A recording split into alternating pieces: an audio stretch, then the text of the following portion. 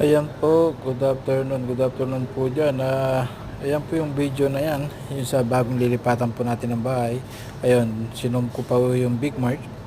Ayan po yung place ng yung view nung sa likod nung building na bagong titiran namin. Yan, sa Electra po yan. Ayan po yung likod. At dati po ako nakatira dyan. Dyan po, banda dyan, sa mga bila na yan. Ngayon po, bumalik po ngayon sa Electra.